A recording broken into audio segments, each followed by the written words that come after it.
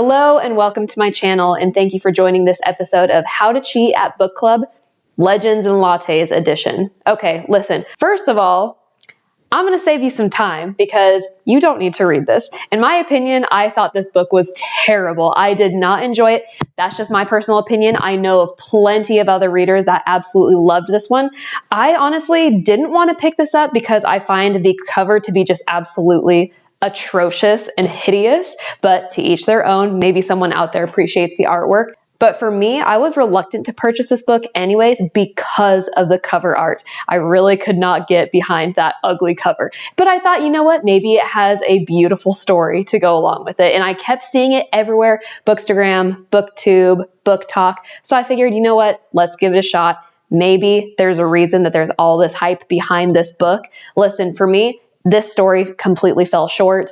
I really didn't enjoy the story. It's classified as a cozy fantasy, which I guess that's just not my genre. I was bored the entire time. So I'm going to save you some time. If you do want to read this book, then by all means, please give it a shot because I don't want to discourage anyone from picking up a genre or an author that they really do enjoy. So if you do feel inclined to read this book, please do. Don't let me deter you. But for those of you that want to know a little bit more about it and to understand the synopsis of the story without having to read the book or without listening to the audiobook, stay tuned. Be sure to subscribe to my channel if you enjoy bookish content. We'll go ahead and get started. If this book is your book club's pick of the month, you have my sympathies. I'm very curious to see if anybody actually enjoys it. I know people enjoy it, so you might be split 50-50. I have no idea. Maybe it's unanimous. People love it. Who knows? But let's go ahead and get into the details of this book. If you really do want to experience this book for yourself and actually read it, go ahead and skip to my next video where there aren't any spoilers, or pick a different video at this point in time because I'm about to dive into the characters and the plot, or lack of. This isn't a plot-driven book, nor would I call it a character-driven book either. So this is where it gets very interesting, or not very interesting. I've never read a book like this. You only have a few main characters, and honestly, not much happens during the book. I'm going to have a very easy time summarizing this for you. What I can tell you is I'm going to save you at least 7 hours, whether you were planning on reading the book yourself or listening to the audiobook. The audiobook is about 7 hours and 20 minutes, so I'm going to give you a summary in less than 20 minutes. If you're a reader, you should get the Goodreads app. The app is very glitchy, but overall, you get to track your progress, you get to set your goals, you get to rate and review books. I was very confused by the ratings that this book received. So this is currently sitting at a 4.15 stars, which is pretty high. Anything over 4 stars, I feel pretty comfortable picking up and reading. This one totally misled me. Maybe it's just because it's different. People really enjoyed it. I personally didn't care for it, but it has almost 200,000 ratings and just over 34,000 reviews. So this book is definitely popular. You have your main character who is featured on the cover of this book. Her name is Viv. She is the green orc, right? She leaves behind her life as a bounty hunter of some sort. It's really unclear as to what she was beforehand, but she's pretty much a hired hand, and all she knows is blood and gore and violence. And so she decides to hang up her sword and open up a coffee shop in the city of Thune where nobody has heard of coffee ever. So this is going to be a brand new thing to this town. Now, she can't do this alone. She does need a little bit of help. So she puts down her sword. She goes and she purchases this old library and needs to completely remodel it. So who does she need? She needs a carpenter to help her out. So she hires Cal. So Cal is along for the journey. He does an amazing job renovating this space for her. Okay. Once that space is done, she needs somebody to help her actually make the coffee. So she hires a succumbus. Her name is Tandri.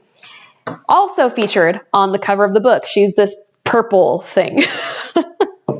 So you definitely get diversity in this novel from a fantasy perspective. Oh, and what I should mention about it, it is classified as cozy fantasy, which means high fantasy, low stakes. And when I'm talking about low stakes, like low stakes, there was not much writing on this plot. But in addition to those two main characters, you do have your villain, okay? So your villain is going to be a guy named Fennis, F-E-N-N-U-S, however you would pronounce that. I think in my mind when I was reading this book, I pronounced it Phineas.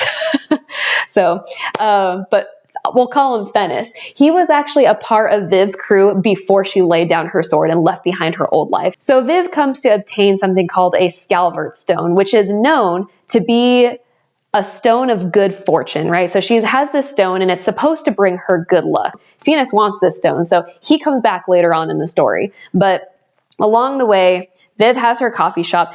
As the story progresses, she continues to add more and more to her menu. Originally, she starts out with pretty much a coffee and a latte, but then she starts developing more drinks, and she has an iced coffee on the menu and a couple of other things. But she realizes that there is something missing. She needs to start selling baked goods. So she hires this ratkin. His name is Thimble. He is this master baker, and he starts baking pastries for her to sell, right? So now she has coffee, she has her pastries. And then along comes another character. His name is Pendry. He becomes kind of the in-house cafe musician. You don't really get a whole lot from his character. I must say, a lot of these characters are extremely underwhelming. There's nothing really special or quirky or necessarily satisfying about these characters.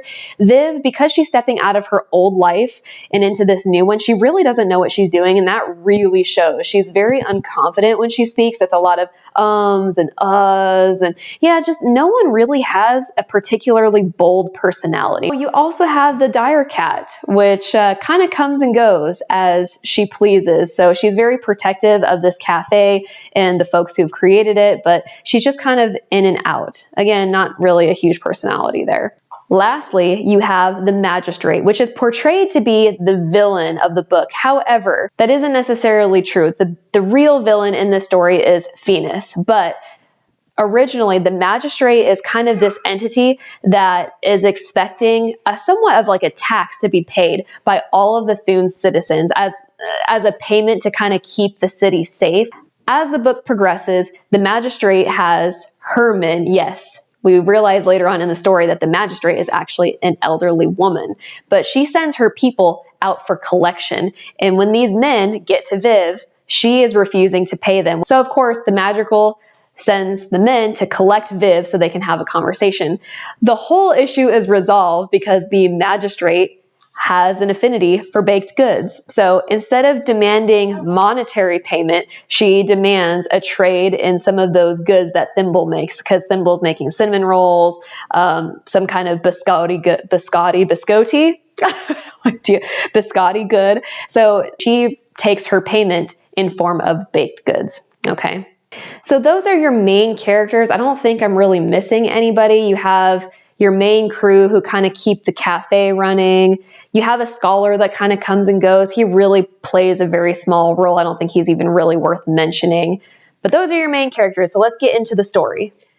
So Viv is now in this place where she is successfully running this coffee shop. What she did is she did a couple of days where she gave out free samples just because nobody had any idea what coffee even was. And so she exposed them to the coffee, and then she started to run her business. Now, at this point in the story, we're not sure whether her success can be contributed to the stone or if it's just she's really a really good businesswoman. We don't know. I had to comment on this because I just noticed it, but I realized I look super fidgety in this last section of the video, and it's because I'm rocking my son and his little bouncer right here with my foot. So I apologize if that is distracting, because it definitely was distracting to me, but the boy likes to move. He doesn't like to sit still. Now here's where our friend, Viv's arch enemy, Venus comes back. And he is determined to obtain this Scalver's stone. So he ends up, after, of course, Viv built everything with this coffee shop from the ground up, he lights the place on fire. Everything is absolutely ruined. And this is not like your ordinary fire. This is a fantasy fire where it's not extinguishable by water. It's run by magic, which we know very little about the magic system here. So I'm not sure what kind of sorcery that was. So this is where this out of the blue romance kind of comes in with Viv and Tandry. I gotta say, I don't really love being blindsided by love interests. For me, maybe I just didn't pick up on it, but there was no indication that this had any kind of romance. Don't get me wrong, don't worry. There is no spice in this book, definitely not smut. There's nothing like that. But there is a definite romantic relationship that develops between the two of these folks, and it totally caught me by surprise. I didn't love it just because it did seem like it came out of nowhere. There were no really overt hints that that's where the story was leading, and I don't know, it just didn't really seem believable, because maybe I just don't see anything special about either character, so I don't know what the point is of either of them continuing to pursue a relationship is. But anyways, probably an unpopular opinion, I just didn't really love that aspect of it. The coffee shop is where Viv was actually living. She was living upstairs. And so now that her place of business has burned to the ground, she also has nowhere to stay. So of course she's now staying with Tangerine. And that's where that kind of the romantic tension starts to build up. But what do you know? Here we are. Everything is burned to the ground, and her enemy, Venus, was successful in obtaining the stone. So now Viv is really kind of the opinion that, okay, all my success can be contributed towards me having that stone. So now everything is going to go away. But she's actually wrong. All of her friends that she's found, this is kind of has the found family trope in this book. All of her friends stick around and they help her rebuild her place of business and her living quarters. And so we actually end up learning through a regular patron of the coffee shop. He's like this wise man. He kind of appears to be a time traveler. We don't really know much about him. We see him playing chess with himself on multiple occasions when he's in the coffee shop, but he hints at the fact that the Scalvar's stone is actually not a lucky charm type of situation. It's more of a like calls to like type of thing. The type of person that you are, it's supposed to draw similar personalities and similar people into your realm and bring each other together. So now that Viv already has all of these connections, they remain with her. They help her rebuild the coffee shop. She doesn't really have the funds to do this, so really the rebuilding comes out of the kindness of her friends' hearts. And so she rebuilds the coffee shop. They reopen. She now has a place to live. They've made it a lot better. They actually built her 2 bedrooms, and she offers the other one to Tangerine. So Tangerine moves out of her little apartment, moves into the room above the coffee shop. And that's about it. So there you have it. Once again, not really plot driven, not really character driven either. We do get the little satisfaction in the end knowing that her enemy, Venus, is not obtaining any good luck through the stone. So everything that he went through to obtain it was for naught. And then I think, honestly, my favorite part of this book was the very end. It's the last 30 pages, and it's a bonus prequel. I'm not sure how many copies have that or how many copies lack that, but thank goodness I had a copy with it. It's kind of the one redeeming quality of this book, which is why it's sitting at a 2-star read instead of a 1-star read for me.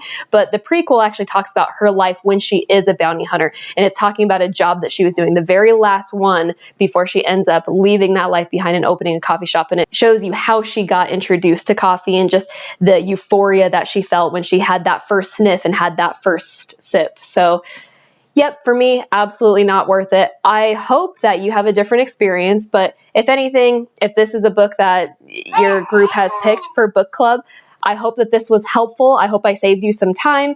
Take my opinions, leave my opinions, up to you.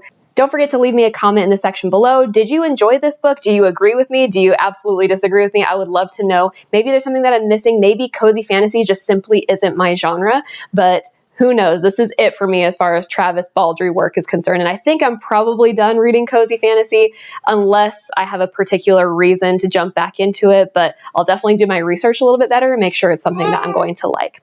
Anyways, thank you so much for watching. Be sure to subscribe to my channel, and we'll talk to you soon. I think. Yeah.